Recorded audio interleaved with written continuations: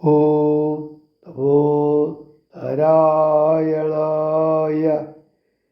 സീതാദേവിയെ കാണാൻ കഴിയാതെ വന്നതുമൂലം ധൈര്യം നശിച്ചവരായിട്ടാണ് രാമലക്ഷ്മണന്മാർ വനമാർഗത്തിലൂടെ അന്വേഷണം തുടരുന്നത്. അതിനിടയിൽ അതാ രക്ഷോരൂപത്തിൽ ഒരു സത്വം, വിചിത്ര രൂപമുള്ള ജന്തു. വക്ഷസ്സിലാണു മുഖം, കണ്ണ് മുതലായ അവയവങ്ങളില്ല.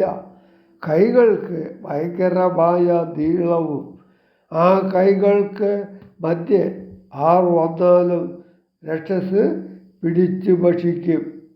താമസിച്ചില്ല, ശ്രീരാമലക്ഷ്മണന്മാർ ആ രക്ഷസിൻ്റെ കൈകൾ ഛേദിക്കുന്നു. അപ്പോഴാണ് അത്ഭുതാകാരന്മാരായ ശ്രീരാമലക്ഷ്മണന്മാർ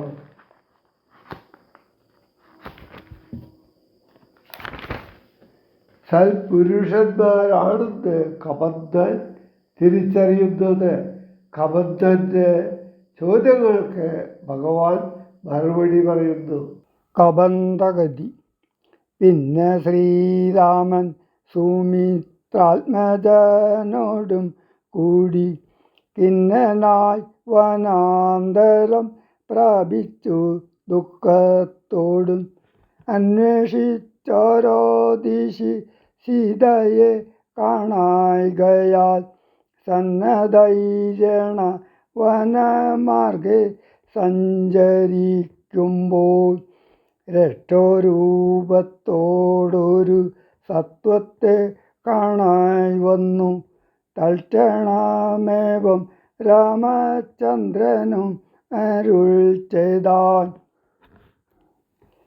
വക്ഷസി വദനവും യോജന ബഹുക്കളും ചക്ഷുരാദികളുമില്ലെന്തൊരു സത്വമിതം.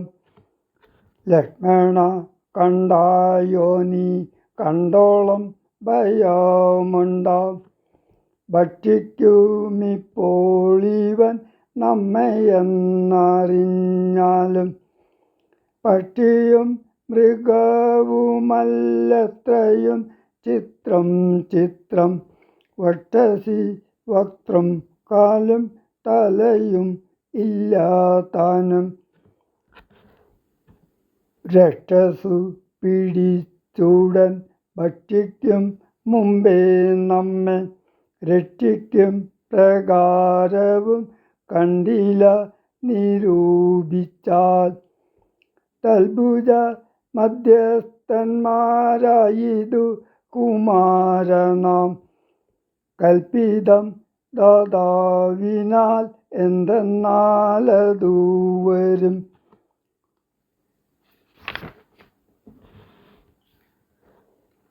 രാഘവനേവം പറഞ്ഞിടിനോരനന്തരം ആകുലം അകന്നൊരു ലക്ഷ്മണനുര ചെയ്താൻ.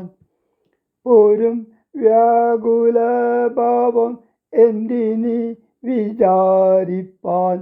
ഓരോരോ കരം ഛേദിക്കണം നാം ഇരുവരും. തൽക്ഷണം ഛേദിച്ചെയ്തു ദക്ഷിണ ഭുജം രാമൻ. ലക്ഷ്മണൻ വാമകരം ഛേദിച്ചാനതു നേരം. രക്ഷോവീരനുമതി വിസ്മയം പൂണ്ടു രാമ. ലക്ഷ്മണന്മാരെ കണ്ടു ചോദിച്ചാൻ ഭയത്തോടെ.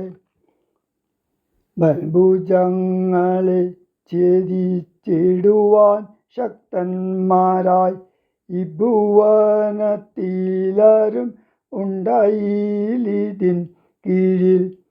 അത്ഭുതാകാരന്മാരാം നിങ്ങളാരിരുവരും സൽപുരുഷന്മാരെന്നു കൽപ്പിച്ചിടുന്നേൻ ഞാനും.